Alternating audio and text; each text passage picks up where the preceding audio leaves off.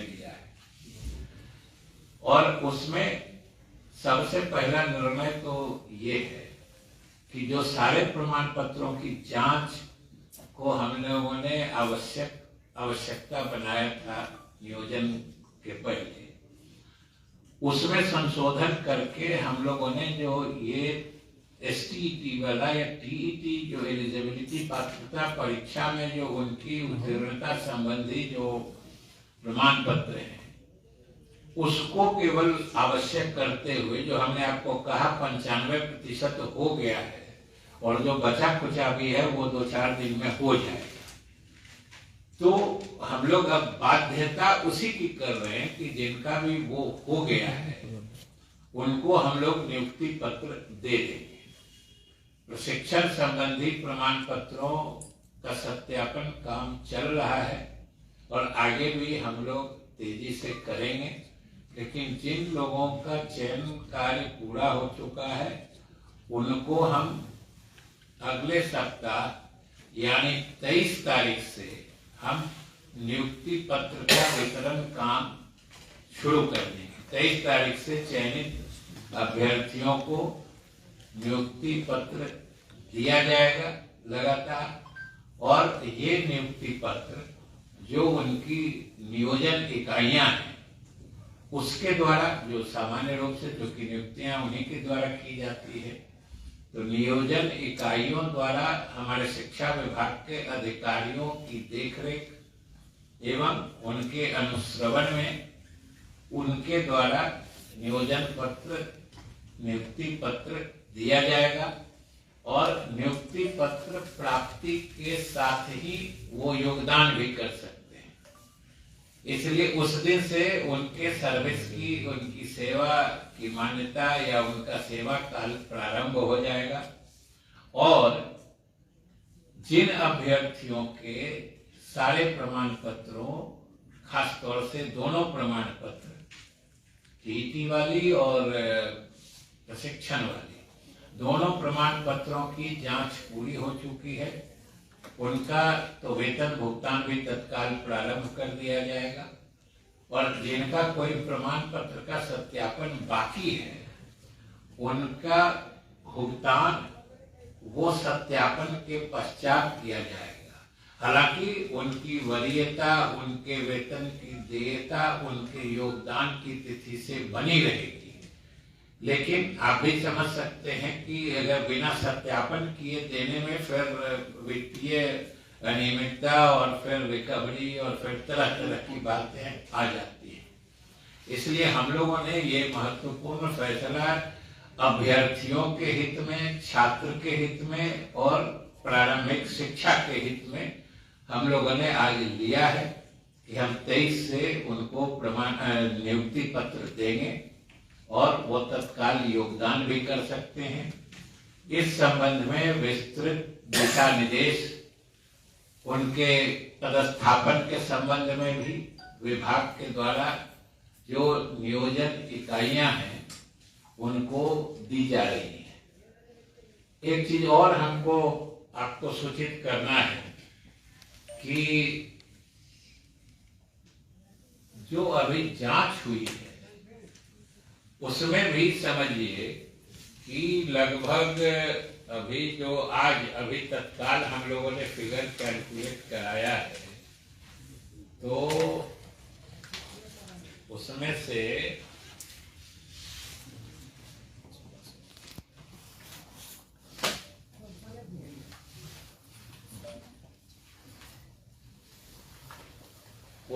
समझिए कि 562 फेक पाए गए TET का प्रमाण पत्र, जो ऐसे तो 920 अभी तक प्रमाणित नहीं, मतलब गड़बड़ जिसमें दोनों है, एक जो कंफर्म्ड गड़बड़ और एक है जो संदेह में गड़बड़, वो दोनों तरह के गड़बड़ होने वालों की संख्या तो 920 है। इसमें से 562 तो TET के प्रमाण पत्र जो है वो गड़बड़ पाए गए हैं, जाली पाए गए हैं। और जो शेष 358 है उनका भी सत्यापन नहीं हो चुका है, मतलब ये सब भी संदेह के घेरे में। और इसके बारे में अंतिम निर्णय फिर जो सर्टिफिकेट है उसका और भी गहराई से सत्यापन करने के पश्चात होगा। तो 562 तो गड़बड़ ऑलरेडी पाए जा चुके हैं और 358 दोनों मिला के 920 होता है। और ये सिर्फ एक तरह का है, मतलब टीईटी वाला। अब जो प्रशिक्षण संबंधी प्रमाण पत्र हैं जो अलग अलग प्रदेशों के अलग अलग संस्थानों से आए हैं, उसकी जांच तो अभी और आगे होनी है। तो इन लोगों ने, जिन लोगों के प्रमाण पत्र गलत पाए गए उन लोगों का तो नियोजन या चयन तो रद्द हो ही रहा है, वैसे लोगों के विरुद्ध आवश्यक कानूनी कार्रवाई भी की जाएगी, क्योंकि ये पूरी न सिर्फ प्रक्रिया को बाधित करते हैं, ये प्रक्रिया में अड़चन डालते हैं, उसको गंदा करते हैं, माहौल को दूषित करते हैं। और दूसरा जो कोई समझिए दूसरा जो इस जगह का हकदार हो सकता था सही प्रमाण पत्र पर, उसको भी ये बाधित करते हैं। इसलिए ये कोई साधारण अपराध नहीं है, ऐसे लोगों के विरुद्ध हम लोग कानूनी कार्रवाई भी करेंगे। और आज इस मतलब कॉन्फ्रेंस, प्रेस कॉन्फ्रेंस के माध्यम से, आप लोगों के माध्यम से जो आने वाला समय है उसमें जो हम काउंसलिंग करने जा रहे हैं, उसके लिए भी हम सभी संबंधित अभ्यर्थियों से अपील करना चाहते हैं कि अगर आपको अपने प्रमाण पत्रों में किसी भी तरह का संदेह हो, किसी भी तरह के किसी गड़बड़ी की आशंका हो, तो आप काउंसलिंग में हिस्सा नहीं लें, वरना लेने के बाद जो गलत पाए जाते हैं तो जैसा हमने कहा कि उनका चयन या उनका नियोजन तो रद्द होता ही है, उसमें फिर आपराधिक जिम्मेदारी भी बन जाती है, वो क्रिमिनल लायबिलिटी बन जाती है फ्रॉड करने की। तो उसके लिए हम लोगों को फिर कानूनी प्रक्रिया में जाना पड़ता है और उन लोगों के विरुद्ध प्राथमिकी भी दर्ज करानी पड़ती है। और आप समझिए कि अभी आपको बताएं हम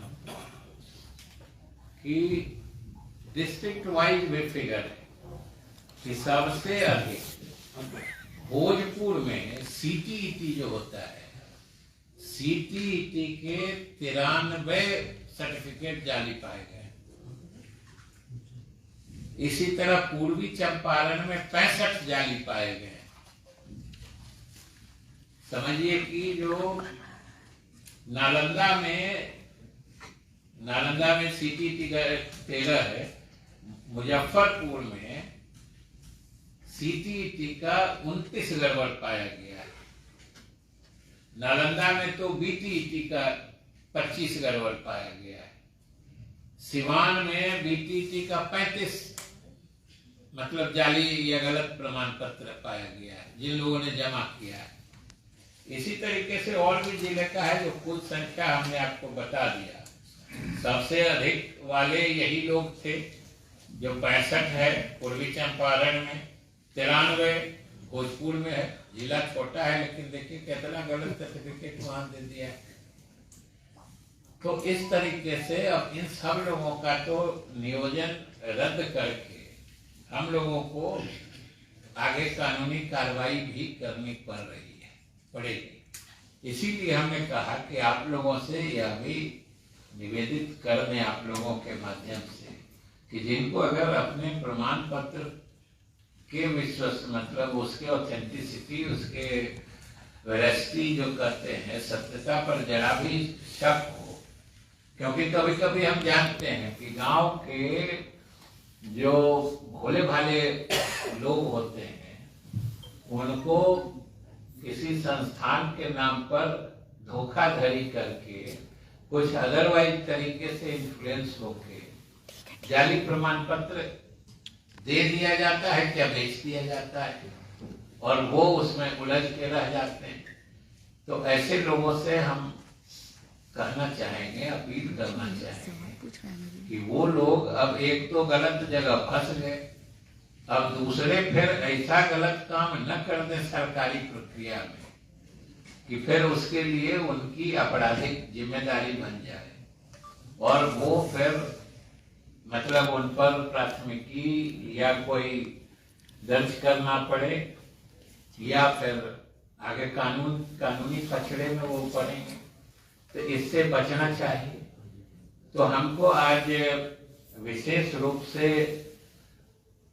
आज आपको विभाग के तरफ से, जैसा कि हमने कहा कि अभ्यर्थियों के हित में, छात्रों के हित में और राज्य में शिक्षा के हित में आज हम लोगों ने यह फैसला लिया है।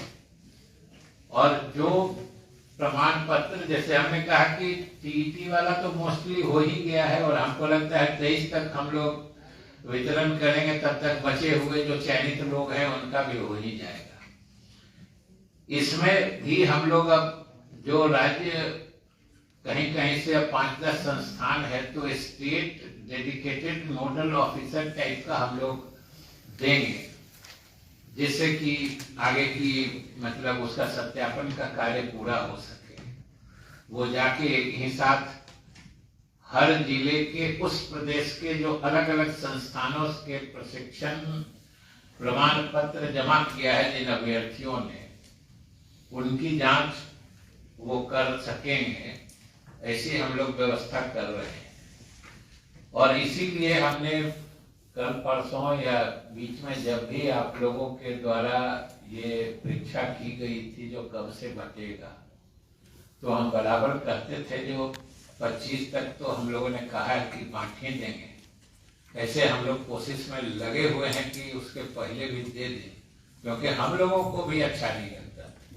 और हमने जब माननीय मुख्यमंत्री जी से भी बात की तो उन्होंने भी अपनी सहमति जाहिर की कि इसको और देर नहीं करनी चाहिए और जो लोग भी चयनित हुए हैं उनको नियुक्ति पत्र दे देना चाहिए।